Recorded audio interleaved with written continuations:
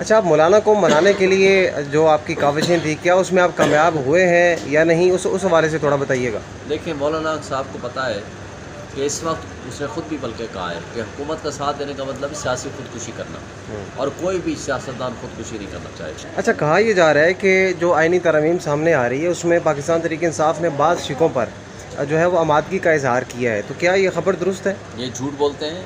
तहरीक इंसाफ ने बिल्कुल कोई आमादगी का इजहार नहीं किया। ये कल हमने उसकी तरदीद कर दी थी, और उसके अलावा ये सारी की सारी शिकें वो हैं जो सिवाय फ्रॉड, बेईमानी और बदनीति के और कुछ नहीं है। और कल से नंबर गेम के पीछे भागदौड़ जारी है, मौलाना को मनाने की कोशिश जारी है।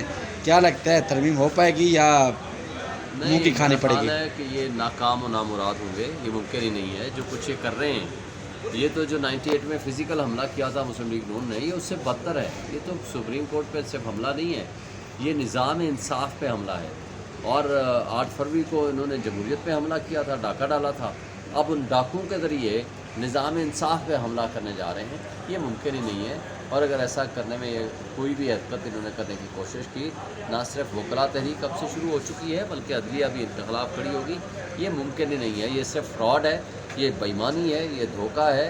ये किसी सूरत ना मुल्क को काबिल कबूल है, ना इदारों को काबिल कबूल है, ना अदलिया को, ना वकला को।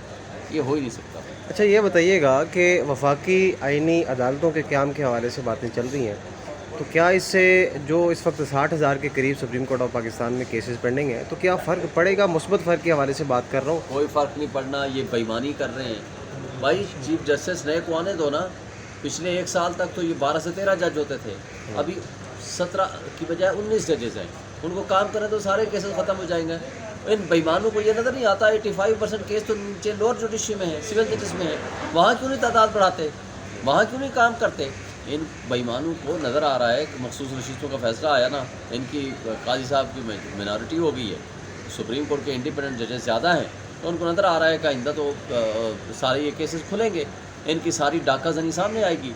और इन बेईमानों ने अपनी चोरी को छुपाने के लिए अपनी मर्ज़ी के जजेस बिठाना चाहते हैं, और कोई ऐसा इशू नहीं है। अच्छा, माजी में काजी फैसल साहब के मुँह से आइन और कानून का प्रचार बहुत ज़्यादा सुनते थे, लेकिन अभी मंसूर अली शाह साहब का नोटिफिकेशन का ना आना, ये बदनीयती है या इसको क्या कहा जा सकता है? सिर्फ बदनीयती नहीं है, ये बेईमानी है। और काजी साहब का नोटिफिकेशन 3 महीने पहले हो गया था। इनको आइन और क़ानून का तो नाम नहीं लेना चाहिए। काजी साहब, जो इन्होंने आइन और क़ानून का हशर किया है, या जो कुछ आज सारा कुछ ये बोया है उन्होंने, और उसके जो बीज हम काट रहे हैं इस मुल्क में, उनका इन्हीं का बिछाया हुआ वो जाल है जो पूरी कौम भुगत रही है।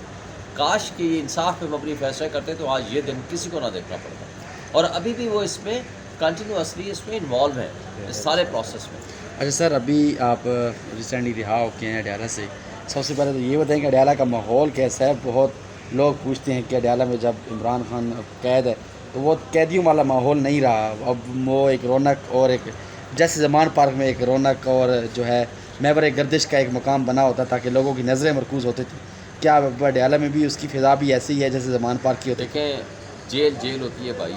वहाँ जाके सबसे ज़्यादा इस बात का एहसास हुआ कि इमरान खान यहाँ 13 महीने से उसी जेल में है। उसी तरह की जेल मुझे दी गई, कैद तन्हाई, ना कोई बात करने वाला, किताबें मेरे से छीनी, ना मोबाइल, ना टेलीफोन, ना आपका टीवी, ना आपका कोई गुफ्तगू करने वाला, ना सुनने वाला, ना सुनाने वाला। तो बात ये होती है कि कैद होती है, लेकिन सलाम है इमरान खान को। ना वो झुका है, ना वो डरा है, ना वो बिका है, ना उसने कोई डील की है। आज भी वो डट के खड़ा है, और इंशाअल्लाह ताला हम उसके सिपाही हैं, हम उसके साथ खड़े हैं, हम राह हक के मुसाफिर हैं। हमने ये मुश्किलात हमारा लीडर सह रहा है, तो हमें भी सहने में कोई अर्ज़ नहीं।